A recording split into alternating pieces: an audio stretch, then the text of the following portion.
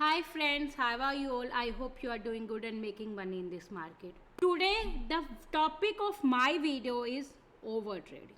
एक ट्रेडर का ना सबसे बड़ा प्रॉब्लम ही आजकल यही है कि ओवर ट्रेडिंग। हम लॉसेस क्यों करते हैं? क्योंकि हम ओवर ट्रेडिंग करते हैं। सुबह का प्रॉफिट हम शाम को मार्केट को वापस क्यों कर देते हैं? क्योंकि हम ओवर ट्रेडिंग करते हैं। ओवर ट्रेडिंग से मोस्ट ऑफ द ट्रेडर परेशान है, और अगर आप ओवर ट्रेडिंग को ओवरकम कर दो, मतलब अपने आप को कंट्रोल कर लो, तो you can be a profitable trader. So that's why I thought to make a video on this topic. In this video I have converted into 3 parts. Number 1, we'll talk about the reason of over trading. पहले हम बात करेंगे over trading होती क्या है, फिर हम बात करेंगे ओवर ट्रेडिंग के रीज़न क्या होते हैं, क्या ऐसे रीज़न होते हैं तो people do the over trading. Then over trading से हमें प्रॉब्लम्स क्या आ सकती हैं, ताकि अगर आप ओवर ट्रेडिंग करते हो तो इस वीडियो से कुछ एडवाइस ले सको और आप सोच सको कि अच्छा मैं ओवर ट्रेडिंग करूंगा तो मुझे ये प्रॉब्लम आएगी और शायद आप चेंज हो जाओ. और नंबर 3, लास्ट में विल अंडरस्टैंड कि अगर आप ओवर ट्रेडिंग करते हो तो how to control over trading.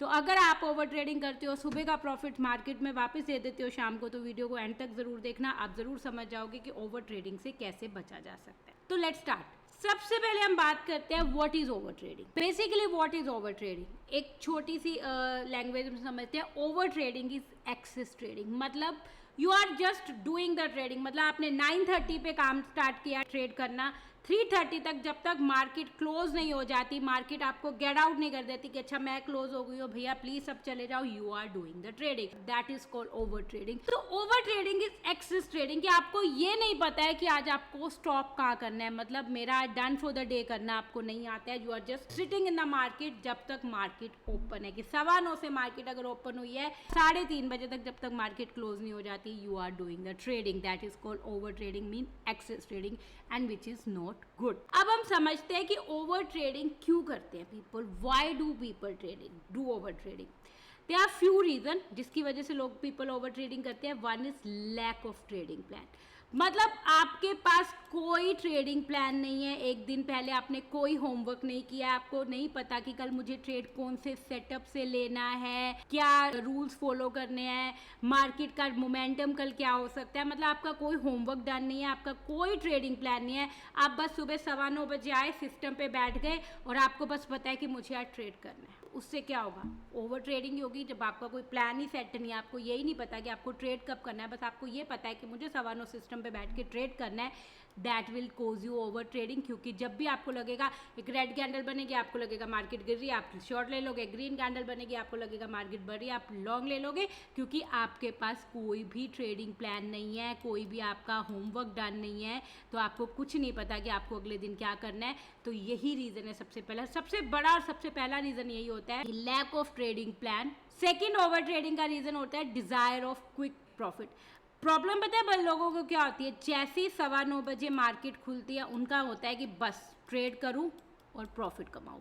मतलब उनको होता है कि 9:15 मार्केट खुले, मैं फटाफट पैसा कमाऊं, मेरे में कोई पेशेंस नहीं है, मुझे नहीं बैठना है, ट्रेड का वेट नहीं करना है, कोई मतलब प्लान तो है ही नहीं, प्लान भी नहीं है, तो मुझे अपना वेट नहीं करना है, सेटअप का वेट नहीं करना है. उन्हें बस क्विक मनी चाहिए, उन्हें बस क्विक मनी चाहिए. और अगर आपको क्विक मनी चाहिए, पहला ट्रेड करोगे विदाउट प्लान, जल्दी ट्रेड करोगे, लॉस हो जाएगा, उसको कवर करने के लिए दूसरा ट्रेड करोगे, ऑटोमेटिकली ओवर ट्रेडिंग हो जाएगी. Third is greediness. Greediness and desire of quick profit एक ही बात होती है कि आपको एक ग्रीडीनेस है, आपको पैसा कमाना है, आपको बस पैसा कमाना है स्टॉक मार्केट से. जब आपको पैसा कमाना है तो आपके अंदर कोई सेटिस्फेक्शन नहीं होगी. जब आपके पास ग्रीडीनेस होगी तो मान लो आपने दिन के 5,000 कमाए, बट आपको एक ग्रीडीनेस होगी कि नहीं यार सिर्फ 5 ही तो कमाए हैं, एक और ट्रेड कर लेता हूँ 10,000 हो जाएंगे, एक और ट्रेड कर लेता हूँ 20,000 हो जाएंगे. बस एक और ट्रेड में जो आपकी ग्रीडीनेस होगी ना, आपको और पैसा कमाने का जो लालच होगा ना, that will cause you over trading, और उसकी वजह से आपको लॉसेज होंगे. सबसे बड़ा और सबसे मेजर रीजन जो होता है ओवर ट्रेडिंग का, वो होता है लॉस रिकवरी. लॉस रिकवरी में क्या होता है, एक होप ट्रेडिंग. मान लो आज आपने ट्रेड लिया, आपको पहले ट्रेड में लॉस हो गया, ठीक है, आपने दूसरा ट्रेड लिया, उसमें भी लॉस हो गया. लॉजिकली आपको क्या करना चाहिए, आपको एक लॉस हो चुका है, आपको सिस्टम क्लोज कर देना चाहिए. बट आप सिस्टम क्लोज नहीं करोगे. आप क्या करोगे, उस लॉस को कवर करने के लिए बार बार ट्रेड मारोगे, ओवर ट्रेडिंग करोगे, क्योंकि आपको एक होप होगी कि एक अच्छा ट्रेड मुझे मिल जाएगा और मैं उस लॉस को कवर कर जाऊंगा. ये सबसे बड़ा रीजन होता है कि आपके एक लॉस रिकवरी के चक्कर में पीपल ओवर ट्रेड करते हैं. क्योंकि वो एक लिमिट पे जब उनको रुक जाना होना चाहिए कि हाँ ठीक है आज के लिए इतना बहुत है, कोई बात नहीं, कल कवर हो जाएगा, वो रुकते रुकते नहीं है और लॉस रिकवरी के चक्कर में ओवर ट्रेड करते हैं और अपनी कैपिटल को भी ब्लो कर देते। तो ये सबसे बड़ा रीज़न होता है ओवर ट्रेडिंग का, दैट इज लॉस रिकवरी। उसके बाद the next main reason is over confidence. Over confidence मान लो कैसे, मान लो आपका पहला ट्रेड गया, अच्छा चला गया, दूसरा ट्रेड गया, सक्सेसफुल चला गया, आपको एक ओवर कॉन्फिडेंस आ जाएगा, यस आज तो मार्केट बहुत अच्छी है, आज तो मेरा दिन बहुत अच्छा है, आज तो मैं बहुत कमाऊंगा। वो होता है ना कि आज गड्डी तेरा भाई चलाएगा, बस वो एक कॉन्फिडेंस आ जाता है। वो कॉन्फिडेंस नहीं, वो ओवर कॉन्फिडेंस होता है कि आज तो मेरे 2 ट्रेड अच्छे पड़ गए, मार्केट अच्छी है, आज मेरा दिन अच्छा है, आज मैं और कमाऊंगा। उस चक्कर में आप तीसरा और चौथा ट्रेड लेते हो। आपको भी पता है कि जब आप मल्टी ट्रेड करोगे तो तीसरे और चौथे ट्रेड में आपको हो जाता है लॉस, और उस लॉस को कवर करने के लिए आप फिर से ट्रेड करते हो और उससे आपकी हो जाती है कैपिटल ब्लो, और वो होती है ओवर ट्रेडिंग। तो ये सारे मेन रीजन है जिसकी वजह से ओवर ट्रेडिंग होती है। Lack of trading plan, desire of quick profit, greediness, loss recovery और ओवर कॉन्फिडेंस। आप जरूर बताना है कि आपका इनमें से कौन सा रीजन है जिसकी वजह से आप ओवर ट्रेडिंग करते हो। आप इसकी वजह से, ओवर ट्रेडिंग की वजह से प्रॉब्लम क्या क्या आती है उसको समझ लेते हैं। सबसे बड़ी पहली प्रॉब्लम आती है हाई ट्रांजैक्शन को। सपोज मैं से एक एग्जांपल से समझाती हूँ। सपोज आपने सुबह 2 ट्रेड लिए, आपने 10,000 का एक प्रॉफिट कर लिया, बट आपने तीसरा ट्रेड लिया, आपने लॉस कर लिया, वो 5,000 का प्रॉफिट ले हो गया। फिर आपने चौथा ट्रेड किया, वो फिर लॉस हो गया, 5,000 का प्रॉफिट हुआ।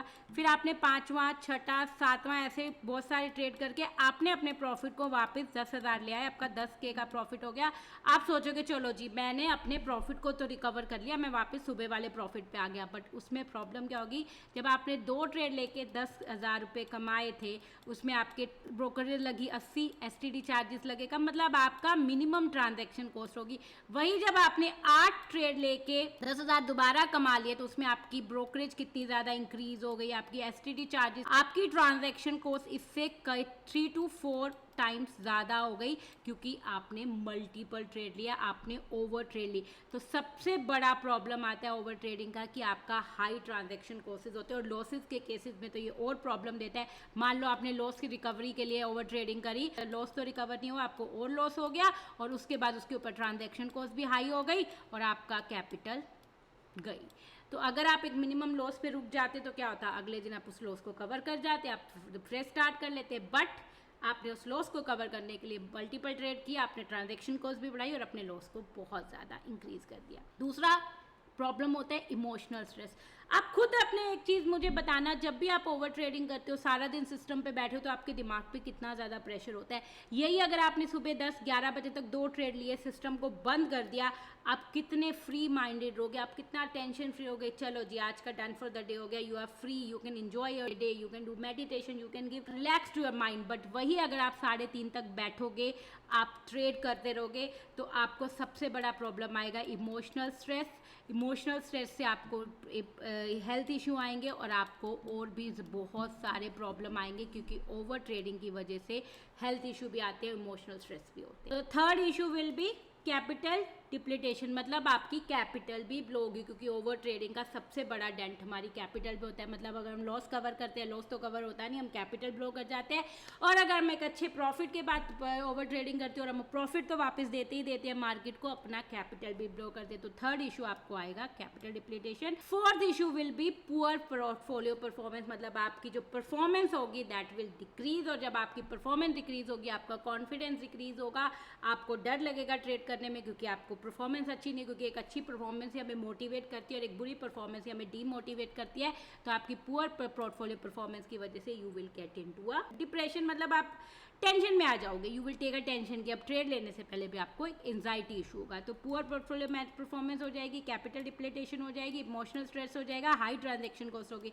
तो अगली बार जब आप ओवर ट्रेडिंग करने लगो तो इन चारों चीज़ों का प्रिंट आउट लेके अपने स्क्रीन पर लगा लेना, स्क्रीनशॉट लेके लगा लेना, ताकि आप इन चारों चीज़ों को याद रखना कि अच्छा मैंने ओवर ट्रेडिंग करी तो मुझे ये चारों इशू आ सकते हैं, तो मुझे ओवर ट्रेडिंग नहीं करनी है। ये तो हो गया कि हमारे प्रॉब्लम क्या क्या आएंगी।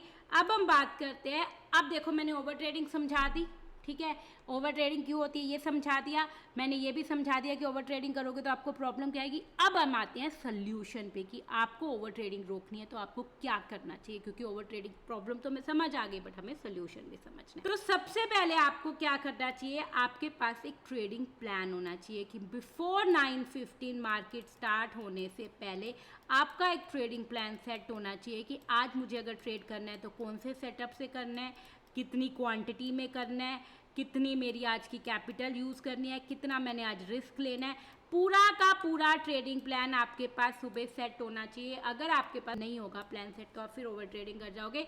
तो एक दिन पहले आपका होमवर्क जरूर डन होना चाहिए, एक दिन पहले नहीं तो सुबह 8 बजे जरूर आपका होमवर्क एक डन होना चाहिए कि आज मुझे करना क्या है।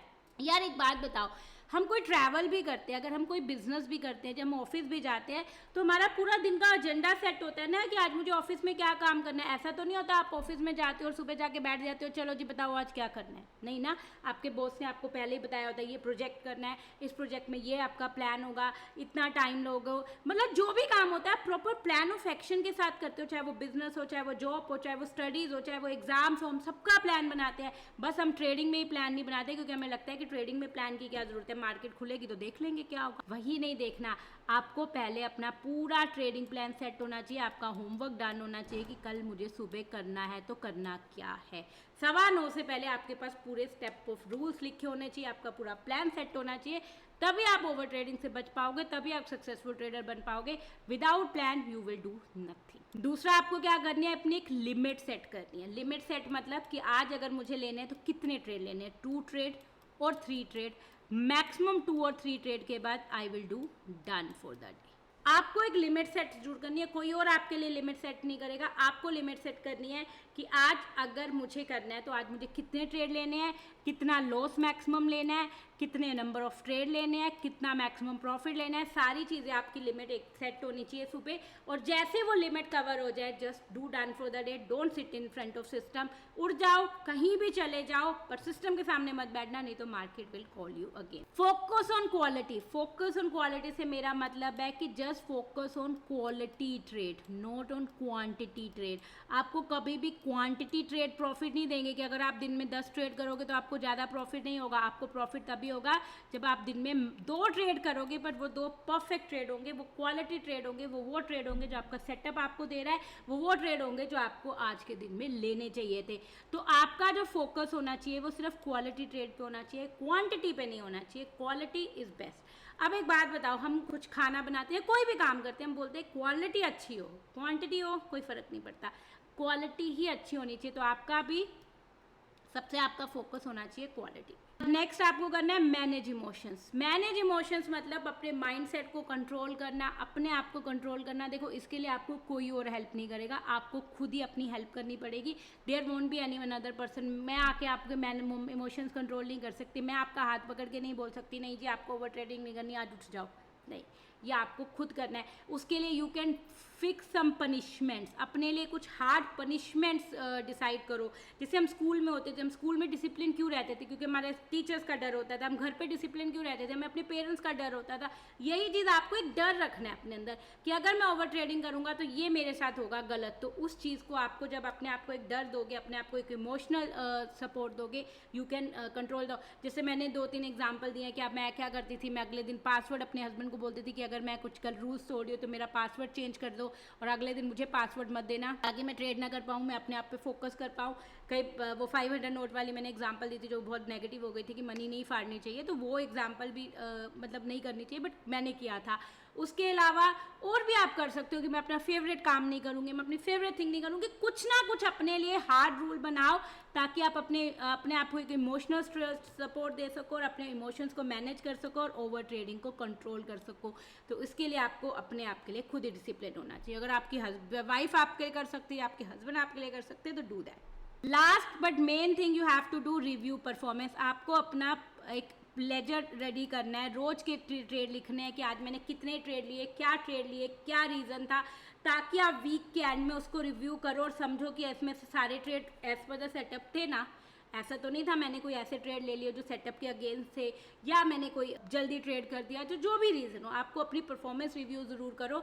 जब आप अपनी परफॉर्मेंस रिव्यू करोगे आप खुद देखोगे कि आप में अपने आप में कितनी ज़्यादा इंप्रूवमेंट हो रही है, आप अपने आप को कितना अच्छे से आगे रिलीज कर पा रहे हो। ये 5 थिंग्स करो। पहले अपना ट्रेडिंग प्लान बनाओ, अपनी लिमिट सेट करो, क्वालिटी पे फोकस करो और अपने लिए कुछ पनिशमेंट बनाओ ताकि आप अपने इमोशंस को कंट्रोल करो और अपनी परफॉर्मेंस रिव्यू करो। ये 5 प्लान्स करके ट्राई करो, you will definitely see the changes in your over trading. फिर मुझे जरूर बताना कमेंट सेक्शन में कि कोई इंप्रूवमेंट आई या नहीं आई। So this is about the over trading. I hope इस वीडियो से आपको कुछ सीखने को मिला होगा। अगर आप ओवर ट्रेडिंग करते हैं तो थोड़ा सा आप अपने इमोशंस कंट्रोल कर पाएंगे और ओवर ट्रेडिंग से दूर रह पाएंगे। तो thank you so much guys for watching this video. See you in the next video. Bye bye.